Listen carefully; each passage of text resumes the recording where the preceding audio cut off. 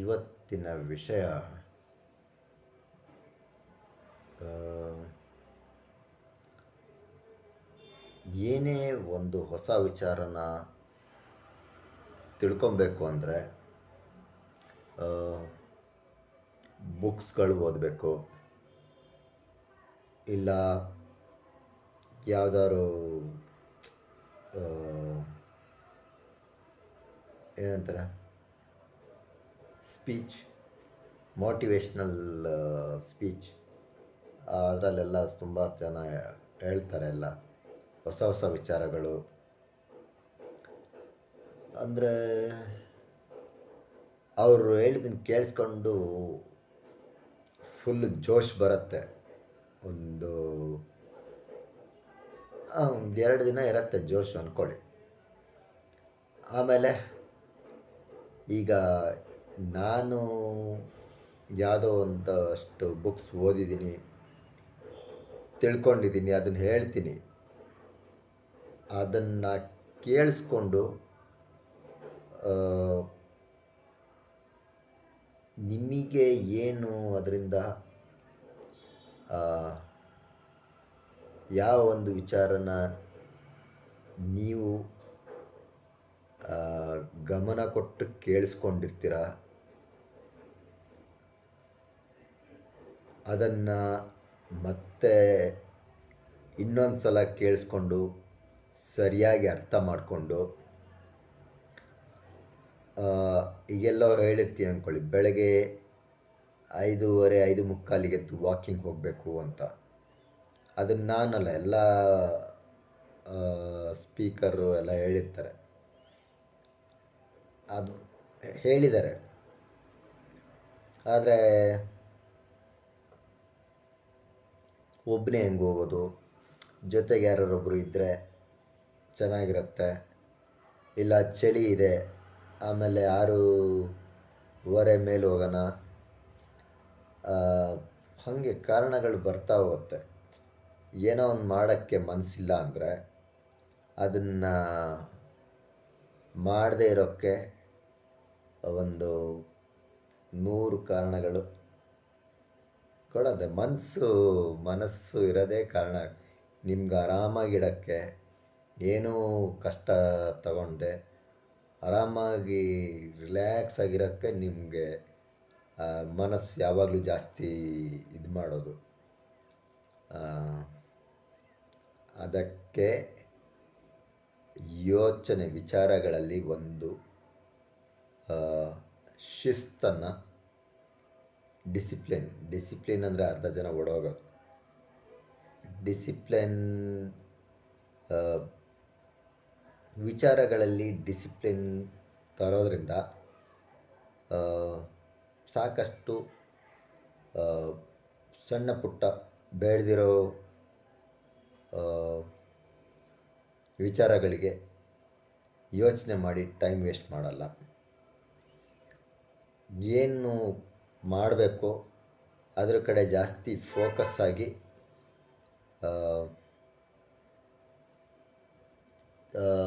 ಹಿಂದೊಂದು ಯಾವುದೋ ವಿಡಿಯೋದಲ್ಲಿ ಹೇಳಿದ್ದೀನಿ,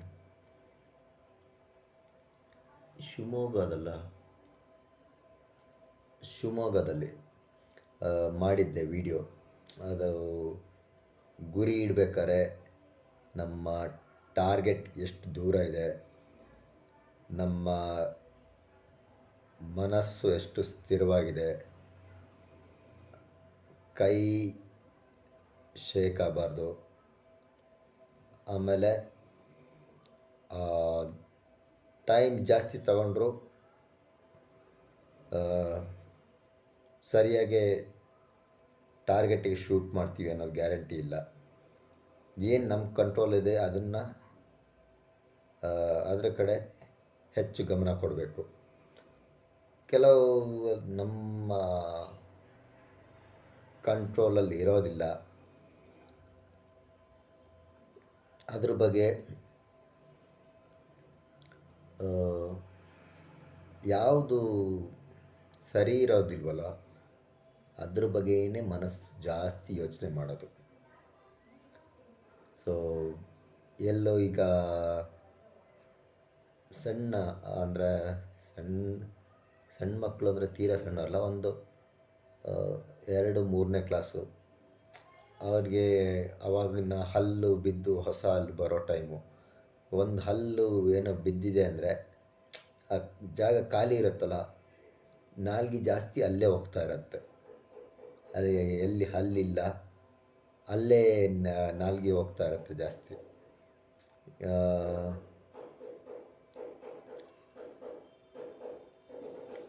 ನಾವು ಏನಂತೀರ, ಡಿಸಿಪ್ಲಿನ್ ಇದು ಮಾಡಬೇಕು ಅಂದರೆ ಕೆಲವೊಂದಷ್ಟು ಆ, ಒಳ್ಳೆ ಅಭ್ಯಾಸಗಳನ್ನು ನಿರಂತರವಾಗಿ ಆ, ಮ್,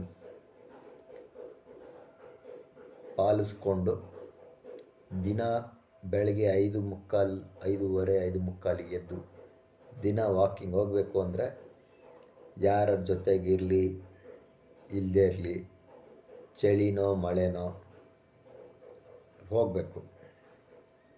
ಒಂದು 2-3 ನಿಮಿಷ ಸ್ವಲ್ಪ ಹೆಚ್ಚು ಕಡಿಮೆ ಆದರೂ 2-3 ನಿಮಿಷ ಹೆಚ್ಚು ಕಡಿಮೆ ಆಗಬಾರ್ದು, ಆದ್ರೂ ಹೋಗಬೇಕು. ವಾಕಿಂಗು ನಿಧಾನಕ್ಕೆ ವಾಕ್ ಮಾಡಿಕೊಂಡು, ಒಬ್ಬನೇ ವಾಕ್ ಮಾಡಿದ್ರೆ ಮಾತಾಡೋದೇನೂ ಇರಲ್ಲ. ಜೊತೆಗೆ ಯಾರು ಇದ್ದರೆ ಮಾತಾಡ್ತಾ ವಾಕಿಂಗ್ ಮಾಡ್ತೀರ. ಒಬ್ಬರೇ ವಾಕಿಂಗ್ ಮಾಡೋದ್ರಲ್ಲಿ ಸುತ್ತ ಗಮನ ಕೊಡ್ತಾ ಹಕ್ಕಿಗಳ ಸೌಂಡು, ತಣ್ಣನೆ ಗಾಳಿ, ಅದೆಲ್ಲ ಎಲ್ಲಾದರೂ ನೀವು ಫೀಲ್ ಮಾಡಬೇಕು. ಯಾವ ಒಂದು ಇದನ್ನಾದರೂ ನೀವು ಫೀಲ್ ಮಾಡ್ತಿರಲ್ಲ, ಫೀಲ್ ಮಾಡಿದಾಗ ಆ ಮನಸ್ಸು ಆ ಪ್ರೆಸೆಂಟ್ ಮೂಮೆಂಟಿಗೆ ಬರುತ್ತೆ. ಸೊ ನಾನು ಒಬ್ಬನೇ ಹೋಗ್ಬೇಕಾದ್ರೆ, ವಾಕಿಂಗ್ ಹೋಗ್ಬೇಕಾದ್ರೆ ಅದೇ ಸುತ್ತ ಕೆಲವು ಒಂದು ಸಲ ಮೇಲ್ಗಡೆ ನೋಡ್ಕೊಂಡು ಹೋಗ್ತಾ ಇರ್ತೀನಿ. ಅಂದರೆ ಆಕಾಶ ಅಲ್ಲಿ ಮೋಡಗಳು ಕ್ಲಿಯರ್ ಆಗಿದೆಯಾ, ಎಲ್ಲದು ಒಂದೊಂದು ಸ್ವಲ್ಪ ಹೊತ್ತು ಒಂದೊಂದು ಕಡೆ ಫೋಕಸ್ ಮಾಡ್ತೀನಿ. ಒಂದು ಸ್ವಲ್ಪ ದೂರ ಹೋಗೋ ತನಕ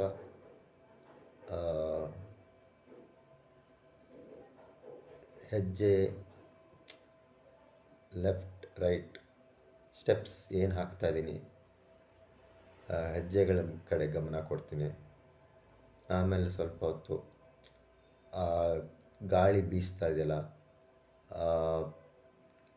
ಗಾಳಿನ ಫೀಲ್, ಆ ನೇಚರ್ ಜೊತೆ ನನಗೇನು ಕನೆಕ್ಷನ್, ನೇಚರ್ಗೂ ನಮಗೂ ಇರೋ ಕನೆಕ್ಷನ್ನ ಫೀಲ್ ಮಾಡಬೇಕು. ಫೀಲ್ ಮಾಡಿದಾಗ ಮನಸ್ಸು ಒಂದು ಏನಂತಾರೆ, ಕಾಮ್ ಆಗುತ್ತೆ, ಶಾಂತವಾಗುತ್ತೆ ಮನಸ್ಸು. ಪ್ರೆಸೆಂಟ್ ಮೂಮೆಂಟಲ್ಲಿ ನೀವು ಯಾವಾಗಾದ್ರೂ ಸರಿ, ಮನೆ ಒಳಗಾದರೂ ಸರಿ, ಹೊರಗಡೆ ಆದರೂ ಸರಿ, ನೀವು ಪ್ರೆಸೆಂಟ್ ಮೂಮೆಂಟಲ್ಲಿ ಒಂದು 2-3 ನಿಮಿಷ ಡೀಪ್ ಬ್ರೀತಿಂಗ್ ಮಾಡ್ತಾ ಉಸಿರಾಟದ ಕಡೆನೇ ಗಮನ ಕೊಡಿ. ಬರೀ ಉಸಿರಾಟದ ಕಡೆ ಗಮನ, ಬೇರೆ ಏನೂ ಇಲ್ಲ. ಮೂಗಿನ ಕೆಳಗೆ ಉಸಿರಾಟ ಸ್ವಲ್ಪ ಗೊತ್ತಾಗುತ್ತೆ. ಬಿಸಿ ಗಾಳಿ ಉಸಿರಾಡ್ತಾ ಇದ್ದೀರಾ, ಒಂದು ಕಡೆ ಬಿಸಿ ಗಾಳಿ ಉಸಿರಾಡ್ತಾ ಇದ್ದೀರಾ, ಇನ್ನೊಂದು ಕಡೆ ತಣ್ಣಗಿರೋ ಗಾಳಿ, ಚಂದ್ರನಾಡಿ ಸೂರ್ಯನಾಡಿ ಎರಡೂ ಆ, ಒಂದೇ ಸಮನಾದ ಉಸಿರಾಟ ಬರಬೇಕು. ಆವಾಗ ಆ, ಅಭ್ಯಾಸ ಮಾಡಬೇಕು. ಅದಕ್ಕೆ ಎರಡೂ ಮೂಗಲ್ಲಿ ಇನ್ಹೇಲ್ ಮಾಡಬೇಕು ಮತ್ತು ಎರಡೂ ಮೂಗಲ್ಲಿ ಎಕ್ಸ್ಹೇಲ್ ಮಾಡಬೇಕು. ಎರಡೂ ಮೂಗಲ್ಲಿ ಇನ್ಹೇಲ್ ಮಾಡಬೇಕು. ಇನ್ಹೇಲ್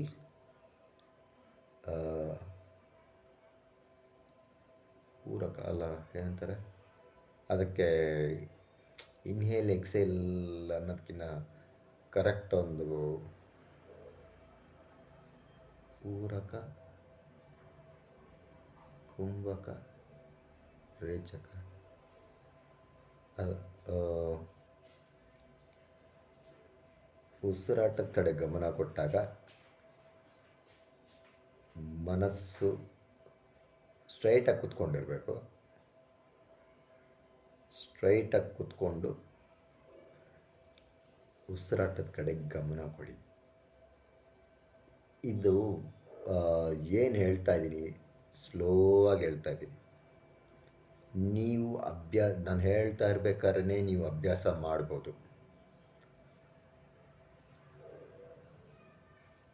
ದೇಹ ಮತ್ತು ಮನಸ್ಸಿಗೆ ಸೇತುವೆ ನಮ್ಮ ಉಸಿರಾಟ. ಇದು ಏನಂತಾರೆ, ಅನಾಟಮಿ ಇವರು ಅವೆಲ್ಲ ಡಾಕ್ಟ್ರುಗಳಿಗೆಲ್ಲ ಗೊತ್ತಿರತ್ತೆ. ದೇಹ ಉಸಿರು ನಿಂತೋಯ್ತಂದರೆ ಜೀವ ಹೋಯಿತು ಅಂತಾರಲ್ಲ, ಹಾಗೆ.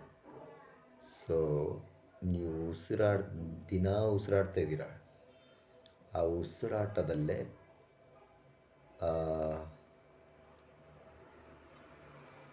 ಡೀಪ್ ಬ್ರೀತಿಂಗ್ ಮಾಡಿದ್ರೆ ಮನಸ್ಸು